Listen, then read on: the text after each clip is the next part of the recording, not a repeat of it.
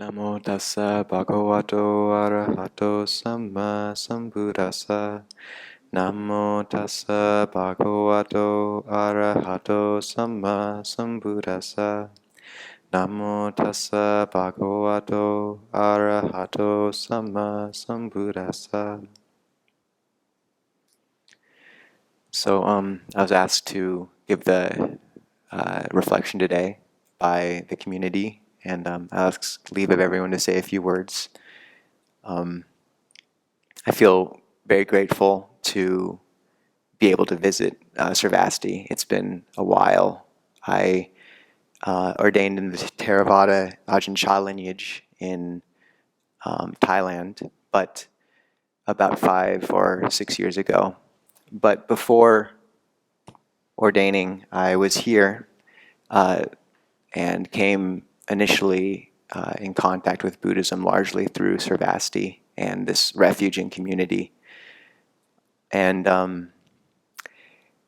I went to the Exploring Monastic Life retreat years ago, and it was the thing that really catalyzed my aspiration to take on robes. And I remain immensely grateful for this place and see it as one of the real refuges in terms of Dhamma and the discipline and the core of the Buddhist teachings and institution, which I think is so potent and needed right now in America. And so it's really great to be able to visit again. And I thank you, Venerable Shodron, especially for having me and being willing to, having created this place. It's been a refuge and a landmark for me all through my monastic life and earlier. Yeah, I feel very grateful to be here. And it's the past few, I spent my first 5 years as a monastic in Thailand, and then I spent the last year and a half at a monastery in California, Abbey. And the past month, I'm heading back to Thailand, but the past month I spent visiting various monasteries, including Deer Park, Thich Nhat Hanh's monastery, and another Theravada monastery called Wat Metta near LA. And wandering Tudong, which is sort of a walking pilgrimage we do on faith, just depending on the generosity, unsolicited generosity of people who you encounter walking to support you. And just a lot of what I took from these past few weeks has visiting these different monasteries and finally finishing with a visit here before going back to Thailand is the spectrum of of manifestations of the Dhamma and how it's grown.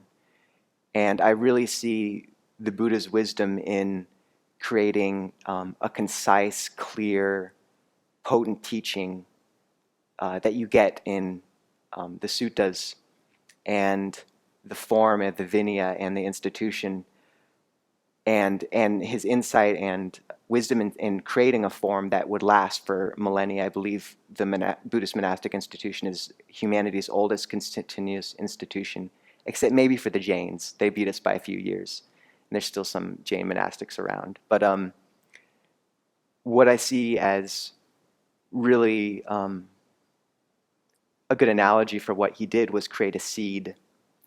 You look at some of the Buddha's words, and they are very concise, direct, simple.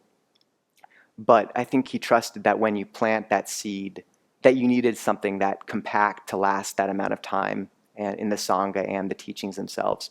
But then you plant that in various cultures, and you can trust that it'll grow, depending on the soil, into these various colored flowers or plants. And that, for example, though he didn't talk about a great deal about the nature of, say, enlightenment or things like that, he left that largely up to people to experience.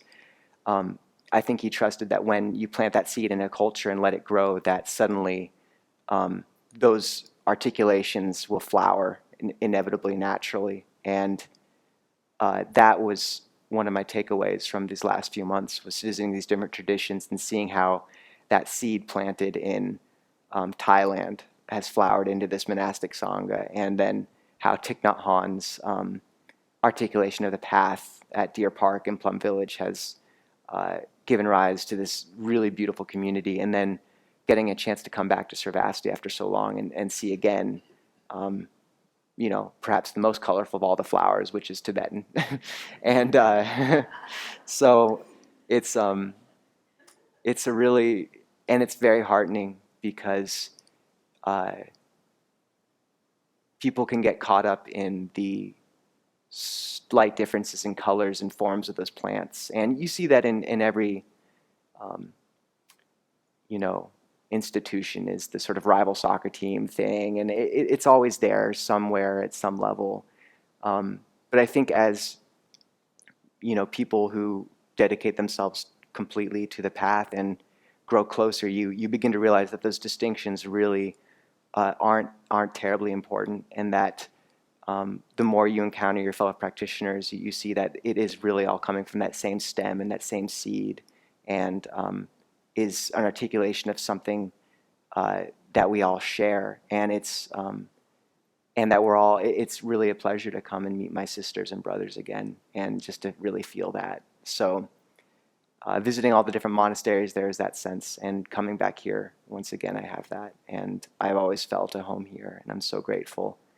And what Sravasti does, and the space it holds, and the monastic integrity of this place is so valuable. I think you have a lot of different people working to articulate the Dhamma in ways that are palatable to the Western mind, secular ways. And I think there's places for all these ways of articulating it, but to have that monastic presence holding the center is so valuable. And this is just a really wonderful home. So I'm very grateful to have gotten to visit one more time and to see everyone. And I hope next time I get to come for a bit longer. Thank you.